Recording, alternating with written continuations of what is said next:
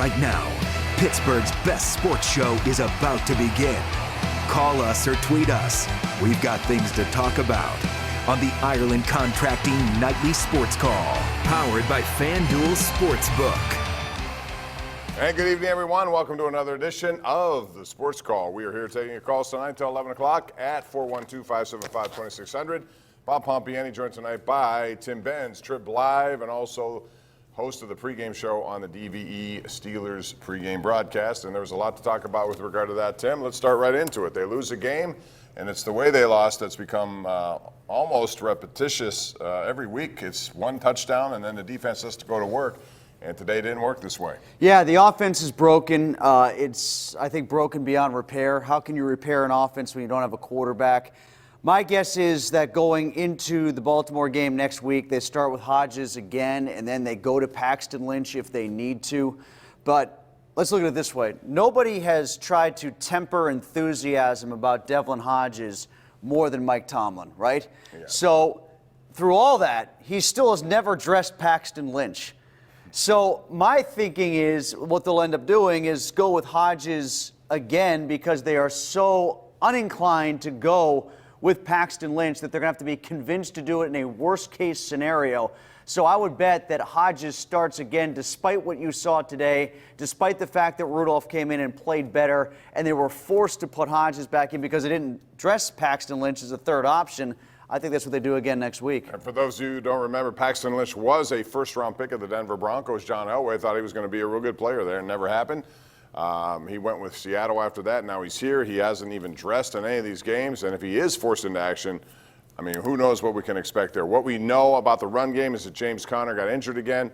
And without him, quite frankly, it is just a hodgepodge of committee. And the question is, can they get it done with an offensive line that has struggled in the run game as well? The worst play of the day was B.J. Finney stepping on Mason Rudolph, and that had cataclysmic results because Rudolph ended up getting hurt, obviously, and it was just comical to see. I mean, one of the first snaps, if not the first snap after Pouncey went out, that's when it occurred.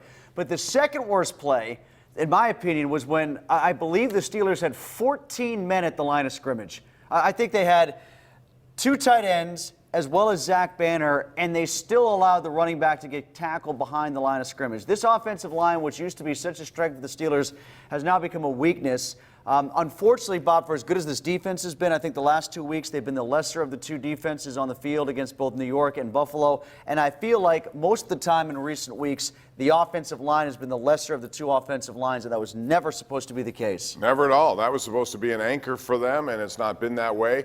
Not getting much production out of tight ends as well. They're hardly ever targeted, and when they are, there's not many yards to be gained there. So they have a lot of issues, and they need to straighten this out if they have a hope of getting in. But having said that, even if they lose Tim, there is a scenario under which they get in. But most likely, they're going to have to win the game and hope that Tennessee loses that game. By the way, both those games have been moved from 1 p.m. to 4:25, so that changes the dynamics of the day, although they're both still simultaneous, which means I think that's what the NFL wanted. They just delayed the start, get better ratings. That's how it works in the NFL. What's your guess about Baltimore? How do they deal with this one? John Harbaugh is going to be tempted to, I'm sure, rest a lot of people. I would not play Lamar Jackson, would you? I wouldn't, but I think they lose to Baltimore's backups. They might not even play RG3. They might just play Trace McSorley. So I think they lose to Baltimore's backups.